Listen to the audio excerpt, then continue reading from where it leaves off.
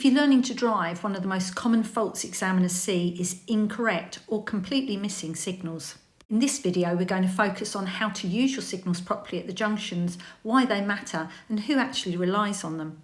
When a driver's approaching a junction but gives no signal, at first glance they might think there's no one behind me so it doesn't really matter, but that's where a lot of drivers go wrong.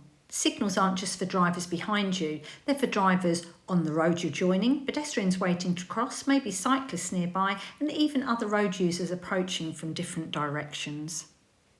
At a signal, nobody can confidently predict what you're about to do.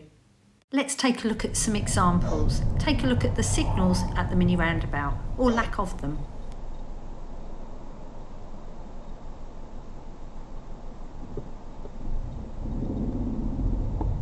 Put your signal on, put your signal on, signal. No indicator. The video is locked. You have to be a mind reader. She's looking at me totally oblivious, even though I'm pointing at her indicator. Need some driving lessons. So let's take a look at the car in front. It's in the right-hand lane with no indicator on. Now, usually you would use the left-hand lane to go ahead here, but there's nothing saying that you can't use the right lane to go ahead. So this car in front is saying that it's going ahead. The indicator should be on to the right on the approach if you're turning right. It goes on to the roundabout, no signal, just a little token one on here, but it doesn't help the people that are planning to pull on around the corner. This car here turning right at the traffic lights with no signal, and obviously if somebody was around the corner they want to know that he's coming around, particularly if they were trying to cross the road. Ongoing joke about BMWs not using their indicators, but at mini roundabouts people rely on them, so make sure that you have your indicators on the approach. This car in front's body language is actually saying that it's going to be turning right, but it then puts an indicator on and turns to the left. So apart from the fact it's in the totally wrong lane, can you see how it's going to be very, very confusing for the cars trying to join the roundabout?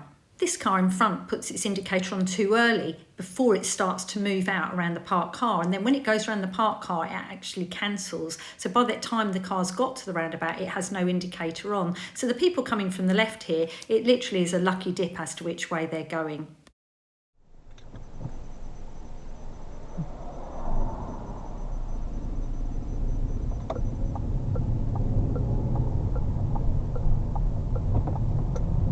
Another vehicle here not indicating to the left to say that they're turning left at the mini roundabout. It doesn't help people pull on. Again, another vehicle not telling people that they're going to turn left, and there are pedestrians opposite.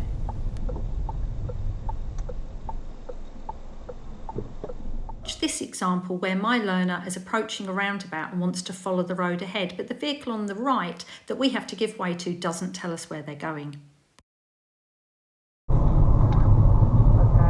Coming up to a roundabout, if I didn't say, where would you go? I'll go straight. Straight ahead, okay. Let's see if I use this one on the Right. So, yeah. Okay, so can you see where he didn't put a signal on? Yeah. Okay. But can you see how you needed him to put his signal on? Yeah. Now the bus here, he keeps touching his foot brake but no indicator goes on. Well, I'd always be very, very careful if they're doing this. We can't see what's going up in front, might just be slowing down in a queue. But here, the bus actually does pull over even though it doesn't get fully into the bus stop. A simple indicator would have let everybody following the bus know what they were up to. Yet another vehicle turning left, no signal.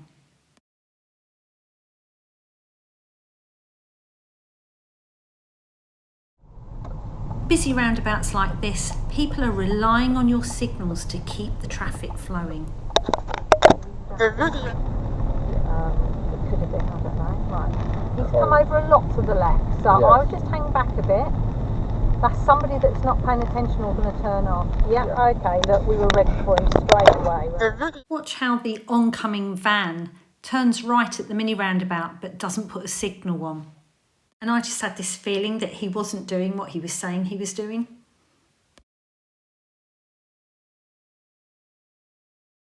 So indicators aren't just for people that are following you. If you look at this blue vehicle sat here waiting to turn, if it hasn't got an indicator on to the right but it wants to turn right, can you see that the person waiting to cross opposite is reliant on knowing which way they're going? And if the car had a signal onto the right, chances are the pedestrian might not entertain crossing. Of course, there is the new rule in the Highway Code that came out a few years ago saying that you should give the opportunity to pedestrians that are waiting to cross in the road that you're turning into. Can you see here, if the indicator is onto the left, that pedestrian will know that they're not coming that particular way, and chances are they'll then look at crossing if it's safe. Same here, if the person wants to cross to the left but doesn't know where the blue car's going, chances are they're going to wait. But if they see this indicator to the right, they'll most probably think it's safe to cross, but they may not chance doing it if the indicator's onto the left. The vehicles need to know too. Have a look at this junction here that's slightly staggered. If both vehicles want to go straight ahead, then sat here with no indicators on is going to be fine, and the blue car and the red car won't affect each other. If the blue vehicle wanted to turn right and hasn't bothered putting their indicator on, can you see that the red car might think that it's safe to go across the road at the same time as the blue, when the blue car might actually turn right in front of them? The blue car needs to tell the oncoming car that they're turning right, and by rights you don't turn right in front of oncoming traffic, so this means that the red car would be able to come through that junction first. Take a look at this one here. If the blue car had an indicator on to the right and the red car actually wanted to turn to its right but it hadn't bothered putting an indicator on, then we've got two lots of problems. The blue car doesn't see a signal on the red car. The blue car will be thinking about giving way to that vehicle. Also, in this case, you can see the dog walker on the left-hand side. If that red car is going to turn to its right, that dog walker wants to know as well. And they might be looking at that red car thinking it's going straight ahead and might start looking at crossing the road.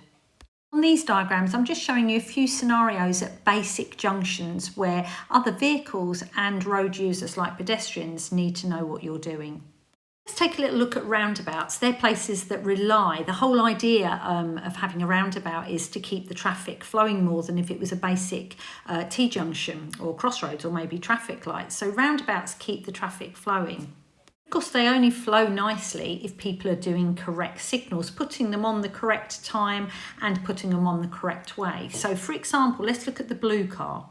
If they're going ahead like here and they have no indicator on, then the red car is going to be looking at giving way. But if the blue car wants to turn left first exit and hasn't bothered putting their indicator on, can you see how the red car will be sat there waiting when they don't need to? Let's take a look at this one. If the blue vehicle wants to turn right and leave at the third exit at this roundabout, then it should have an indicator on the approach to the right. And if the red vehicle wanted to pull onto the roundabout and it's extremely busy, they're going to be looking hopefully all the way around the roundabout if they've got good vision and looking towards that blue vehicle. Obviously, depending on the size of the roundabout, the blue car wouldn't affect the red car if they're both pulling on the roundabout at the same time. But if the red car is looking towards the blue car and they know that the vehicle's got an indicator on to the right, that red car, if it's trying to negotiate getting onto the roundabout and it's quite busy, will see that the blue car eventually, once it starts to make its way around the roundabout, is going to be going past them. And so therefore, they might think about their timing for pulling out differently to if that vehicle had no signal on. If the blue car hasn't got an indicator on, they might assume it's going ahead and think that that blue car wouldn't cause them a problem. So using your signals correctly and at the correct time for entering and leaving roundabouts is really important to help traffic flow. Learner drivers, if you're learning to drive, which no doubt that you are, if you're looking at this video, you need all the help that you can get. And when you're at the beginner stages of roundabouts, you're a bit slower at moving off. So if everybody tells you what they're doing, it's really helpful and it helps you. Because as a driving instructor, I see this happening all day, every day when I'm on the roads. You see loads of people that just drive around, they don't even use any indicators at all. I've seen people that I've followed over about 4 or 5 roundabouts and not use one signal when they're supposed to. I'm sure they'll return their car to the garage if they'd just bought it and the indicators weren't working. This video is just to give you a few basic scenarios of when you would be needing the signal and the sort of things to look out for, and I hope that you found that helpful. If you found the video helpful, hit the like button, and if you want to see some more of our videos, then hit the subscribe. Finally, stay safe on those roads, and thanks for watching.